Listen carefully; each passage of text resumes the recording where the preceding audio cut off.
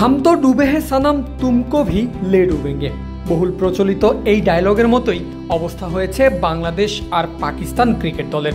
দুবাইয়ে বাজে ব্যাটিংয়ের পর আশা ছিল রাওয়ালপিন্ডির ব্যাটিং পিছে ভালো কিছু করে দেখাবে বাংলাদেশি ব্যাটাররা।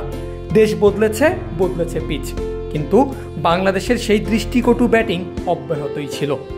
ফলে যা হওয়ার তাই হয়েছে। নিউজিল্যান্ডের বিপক্ষে হেরে এক ম্যাচ হাতে রেখেই চ্যাম্পিয়ন্স ট্রফি থেকে বাদ পড়েছে বাংলাদেশ। তবে একা নয়, সাথে করে স্বাগতিক পাকিস্তানকে নিয়েও বাদ পড়েছে টাইগাররা। কারণ বাংলাদেশ যদি আজ নিউজিল্যান্ডকে হারাতে পারত, তবেই সেমির সমীকরণ টিকে থাকতো পাকিস্তানের। এখন আর নেই কিছুই বাকি। টাইগাররা হারার সঙ্গে সঙ্গেই দুই দলই বাদ চ্যাম্পিয়ন্স ট্রফি থেকে। বাজে ব্যাটিংয়ের পর বল হাতে শুরুটা কিন্তু মন মতোই হয়েছিল, কারণ অল্প পুঁজি নিয়ে নামার পর উইকেট এনে দিতে মোটেও দেরি করেননি তাসকিন আহমেদ।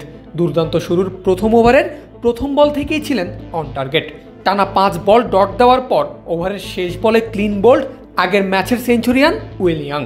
মেইডেন উইকেটের প্রথম ওভারে আশার আলো দেখতে শুরু করে বাংলাদেশ, আর সেই আশার আলো আরও একটু বাড়িয়ে দেয় নাহিদ রানার গতি। ইনিংসের চতুর্থ ওভারের তৃতীয় বল রানার প্রায় ঘন্টায় 149 কিলোমিটার গতির ডেলিভারিটা ঠিকঠাক পড়তেই পারেননি বিশ্বের অন্যতম সেরা ব্যাটার কেন উইলিয়ামসন। মুশফিকের হাতে ক্যাচ দিয়ে ফেরার আগে এই ব্যাটার করেন মাত্র 5 রান, আর সব মিলিয়ে 15 রানেই 2 উইকেট নেই নিউজিল্যান্ডের। কিন্তু এখানেই যে শেষ বাংলাদেশের সকল খুশির গল্প, কারণ এরপরে শুরু হয় কিউইদের দখল।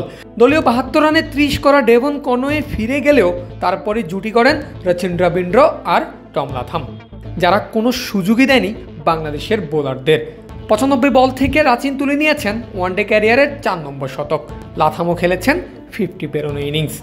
সব মিলিয়ে 2 ম্যাচে 2 হার নাজমুল শান্তর দলের, আর তাতেই এক ম্যাচ হাতে রেখেই চ্যাম্পিয়ন্স ট্রফি থেকে বিদায় নিশ্চিত বাংলাদেশের।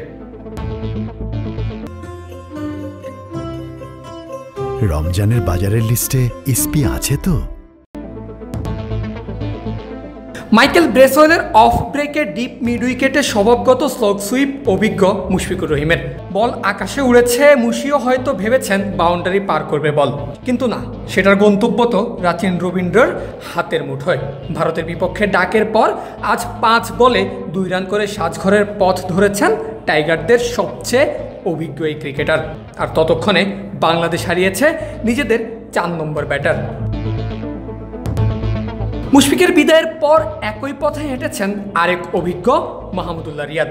ব্রেসওয়েলের বলেই রীতিমতো নিজের উইকেট উপহার দিয়েছেন মাহমুদুল্লাহ। জায়গা ছেড়ে বেরিয়ে এসে মেরেছেন ক্যাচ ওঠা বল তালুবন্দি করতে কোনো ভুলই করেননি উইল ওরক। অভিজ্ঞ এই ব্যাটারের ব্যাট থেকে বাংলাদেশ পেয়েছে 14 বলে 4 রান। এর আগে চতুর্থ উইকেট হয়ে ড্রেসিং রুমে যান গত ম্যাচের সেঞ্চুরিয়ান তাওহিদ হৃদয়। ওই উইকেটটাও ব্রেসওয়েলের।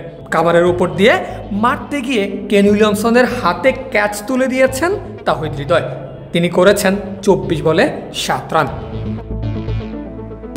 হৃদয়ের আগে আজও ব্যর্থ হয়ে ফিরে গেছেন মেহেদী মিরাজও।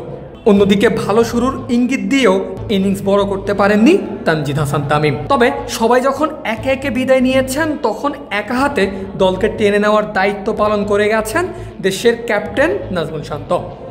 72 বল থেকে তুলে নিয়েছেন নিজের 50। 118 রানে বাংলাদেশ 5 উইকেট হারানোর পর জাকেরকে নিয়ে গড়েছিলেন জুটি, কিন্তু ব্যক্তিগত 77 রান করে থামতে হয়েছে ক্যাপ্টেনকেও।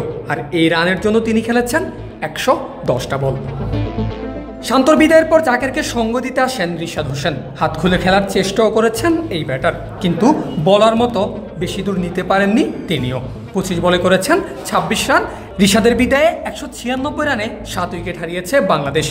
এরপর যা হওয়ার তাই হয়েছে। শেষ দিকে জাকেরের চেষ্টার পর যেই সংগ্রহ বাংলাদেশ পেয়েছে, সেটা জয়ের জন্য মোটেও পর্যাপ্ত নয়।